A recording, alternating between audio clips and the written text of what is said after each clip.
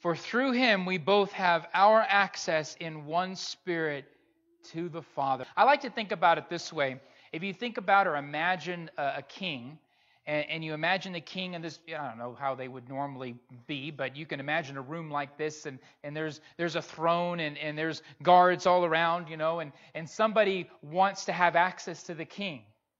Well, it's common sense that a person from the street would not just rush into the courtroom where the king is and run up to the king's throne. I mean, they're liable to leave a head shorter than they came in, right? Because that's dangerous. That's always been dangerous. And it's not any different for God. God's throne is not something that we can waltz up to. God's throne, God's presence is not something that we, uninvited, that we in any capacity without authority can just run up to God in any kind of form and expect that to be okay.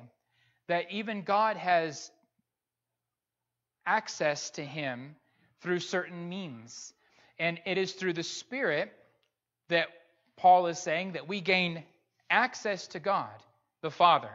But he's talking about both the Jews and the Gentiles. Now, the Jews knew this. The Jews were very familiar with this. They grew up with the temple. They're familiar with the tabernacle.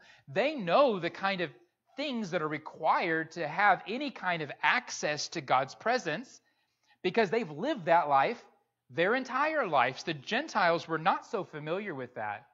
But for Paul to say that you all of y'all, Jews and Gentiles alike, now have access to the Father through the Spirit. But he doesn't just say any kind of Spirit. What does he say? The one Spirit. Because there is only one Spirit through whom we may have access to God.